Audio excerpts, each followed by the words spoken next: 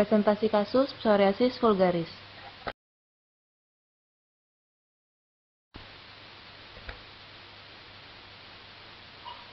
Psoriasis vulgaris merupakan penyakit inflamasi kronis akibat interaksi kompleks antara faktor imunologi, genetik, sistemik, dan lingkungan. Etiologinya berdasarkan dari autoimun dan genetik.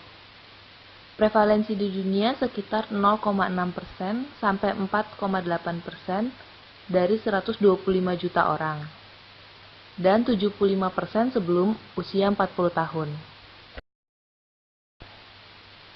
Perjalanan penyakitnya dimulai dengan aktivasi sel T yang menjadi sebukan limfosit T pada lapisan kulit dermis, yang akan memicu pelepasan sitokin, yaitu TNF-alfa, sehingga menyebabkan proliferasi keratinosit, sehingga pembentukan epidermis atau turnover time-nya lebih cepat, yaitu 3-4 hari, di mana normalnya selama 28 hari.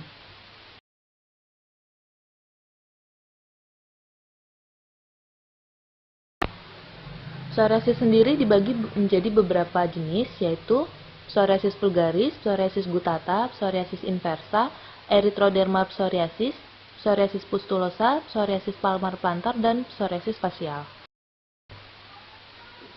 Gejala pada psoriasis vulgaris yaitu pruritus, iritasi, rasa seperti terbakar, dan juga bisa disertai gatal dan nyeri. Efloresensinya berupa plak eritem dengan skuama di atasnya. Skuama berlapis-lapis, kasar, berwarna putih seperti mika. Pemeriksaan yang dilakukan untuk penegakan diagnosis psoriasis vulgaris antara lain fenomena tetesan lilin, fenomena Kopner, dan Auspitz sign. Untuk penegakan diagnosisnya berdasarkan gejala dan tanda, riwayat keluarga, dan faktor pemicu. Diagnosis banding untuk psoriasis vulgaris antara lain eksema, infeksi jamur, dan dermatitis seboroid. Untuk menata laksanaan psoriasis vulgaris, yang pertama sistemik menggunakan metotrexat, acitretin, siklosporin, dan terapi biologis yaitu etanercept, infliximab, dan adalimumab.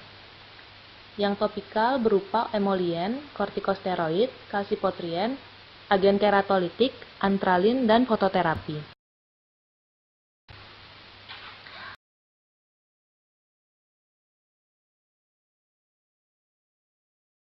Identitas status pasien.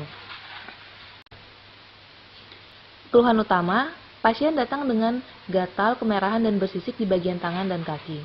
Riwayat penyakit sekarang, pasien datang dengan keluhan kulit bersisik, berwarna merah, dan terasa gatal di bagian tangan dan kaki. Gatal sudah dirasakan sejak 2 hari yang lalu. Pasien mengatakan belum mengkonsumsi obat sebelum masuk rumah sakit. Pasien merupakan konsulan rawat bersama bagian interna dengan diagnosis CHF-NIHA grade 3. Riwayat penyakit dahulu, pasien mengaku memiliki riwayat penyakit serupa sejak 13 tahun yang lalu, pernah mengalami gatal, kemerahan, dan bersisik. Sebelumnya sudah pernah berobat ke dokter spesialis kulit dan kelamin dan didiagnosis psoriasis vulgaris. Kemudian pasien diberi obat berupa salep, tetapi pasien tidak ingat nama obat yang diberikan. Setelah menggunakan salep, pasien merasa gatal berkurang dan kulit membaik. Akan tetapi pasien sudah 1 tahun terakhir jarang kontrol dan tidak menggunakan obat. Riwayat alergi dan diabetes mellitus disangkal, riwayat hipertensi positif, riwayat ketombe atau sisik tebal di siku-siku dan lutut. Riwayat penyakit keluarga, riwayat penyakit serupa dan riwayat alergi disangkal, riwayat kebiasaan, pasien mandi 2 kali sehari, riwayat sosial ekonomi, pasien seorang ibu rumah tangga, dan saat ini berobat dengan menggunakan BPJS. Keadaan umum pasien kompos mentis, vital sign, tekanan darah 170/110 mm/Hg, heart rate-nya 118 kali per menit, RR-nya 28 kali per menit, suhunya 36,5 derajat, tinggi badan 164 cm, berat badan 82 kg, dan BMI-nya 30,48.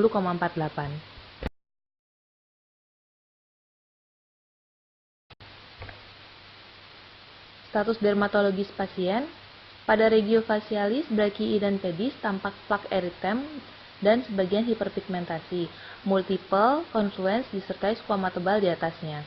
Pada regio ungium,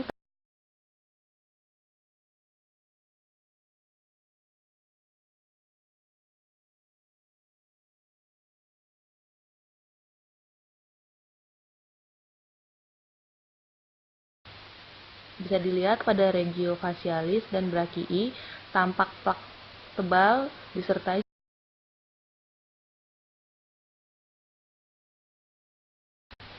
Kemudian pada regio ungium tampak onychodysplasia.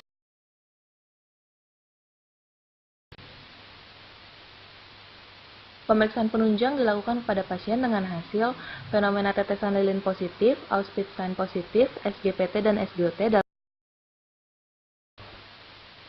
Diagnosis banding, psoriasis vulgaris, dermatitis seboroid, dan tinea corporis.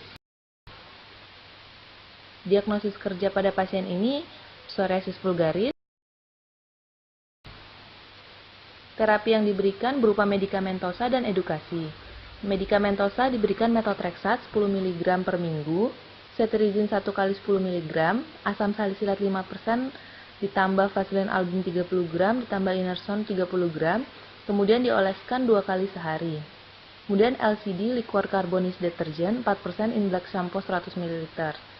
Edukasi, pasien disarankan untuk menghindari stres, menggunakan obat secara teratur, dan menggunakan sabun bayi saat mandi. Prognosis pada pasien dubia et bonum jika pasien menghindari faktor pencetus.